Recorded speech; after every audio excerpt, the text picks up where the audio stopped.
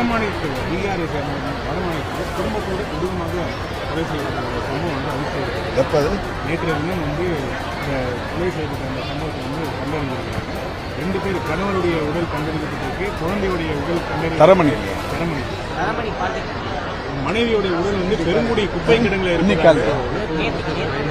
மனைவியுடைய உடல் பெருங்குடி குப்பை கிடங்குல இருப்பதாகவும் போலீசார் தேடிட்டு வராங்க. அல்ல அப்பதான் ஆர்டிசி சொல்றாங்க. இது சம்பந்தமான போலீசார் அதாவது இன்வெஸ்டிகேட் பண்ணிட்டு இருக்காங்க.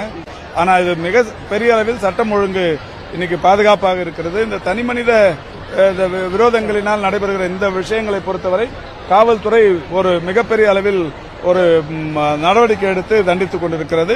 நம்ம ஆர்டிசி சொல்லியிருக்கிறாங்க. இப்ப அது சம்பந்தமா காவல்துறையினர் நந்தனம் கலைக்கல்லூரியில் அரசு கலைக்கல்லூரியில் 22 வயது பெண் ஒருத்தர் பாலியல் துன்புறுத்தல் உள்ளாக்கப்பட்டிருக்காங்க. இந்த மாதிரியான தொடர்ச்சியாக நடக்கக்கூடிய சம்பவங்களை நீங்க எப்படி பாக்குறீங்க?